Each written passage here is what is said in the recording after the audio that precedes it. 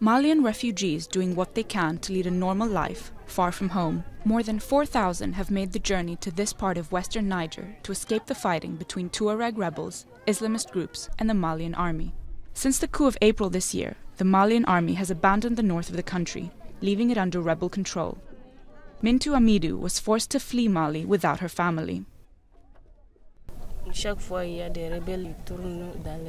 There are always rebels roaming in the camps and villages, looking for young men to recruit to go and fight against the Malian army.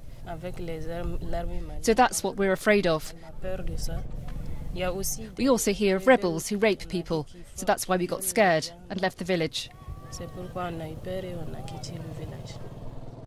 About 100 kilometers away, close to the Malian border, more refugees have set up their own impromptu camp. Usually crossing the border on foot, they arrive with almost no belongings, hoping to be able to return home as soon as possible.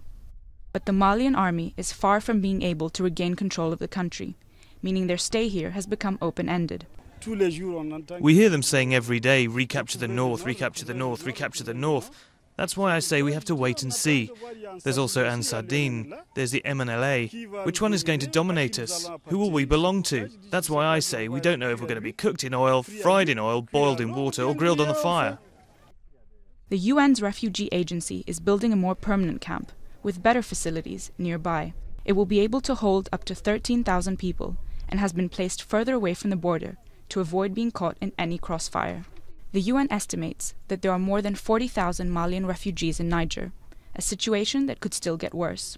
The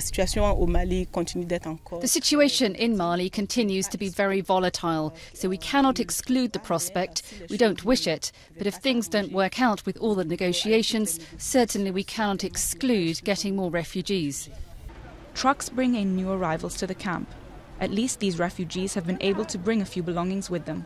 Here at least, they'll have shelter and enough to eat and drink.